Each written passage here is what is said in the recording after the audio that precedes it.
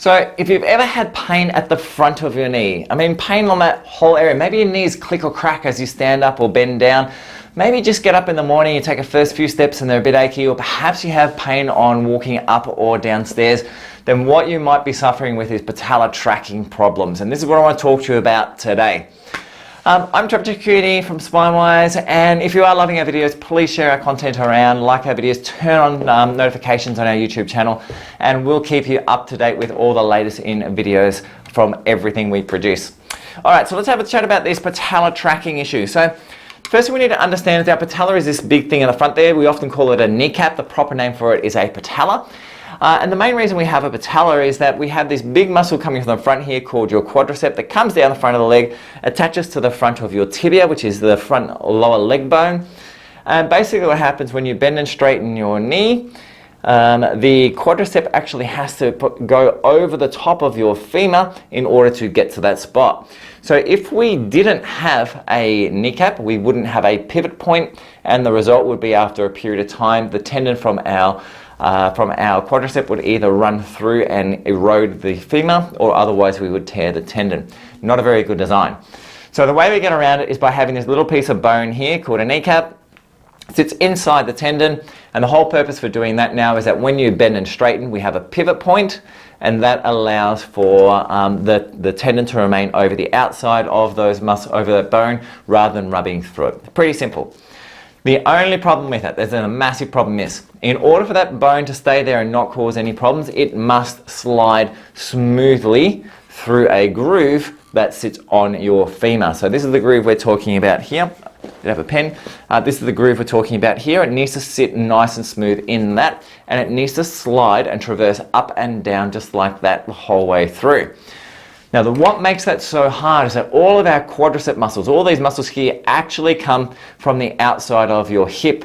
So when they pull, they actually want to pull in that direction. So they want to pull the kneecap laterally.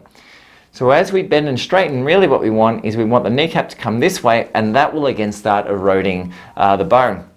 So the way we get around that is there's another group of muscles over here, part of your quadriceps, called your vastus medialis, that attaches, and as we get pull in this direction, they pull equally in the other direction, and that keeps the kneecap really, really well centered.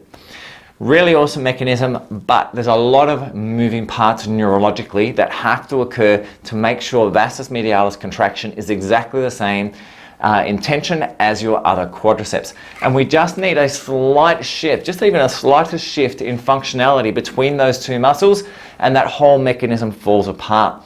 And once it starts falling apart, we get that rubbing between those two surfaces where they shouldn't be. We get inflammation that sets in. Long term, that starts leading to degeneration. In the short term, we start getting inflammation, pain, and a whole lot of stiffness and soreness and things like that.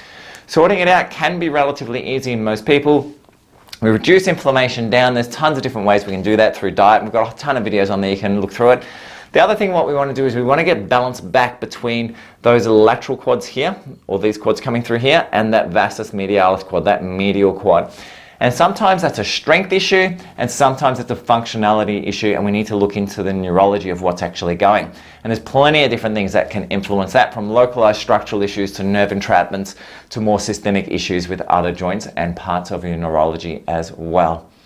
Anyway guys, that's a quick introduction into anterior knee pain. Patellar tracking, it is an extremely common problem. We see this from anywhere from kids who are in their single digits, 5, 6-year-old kids, all the way through to people in their 80s and 90s. It does affect women a little bit more so than men, just because the angulation is a little bit different coming from the pelvis.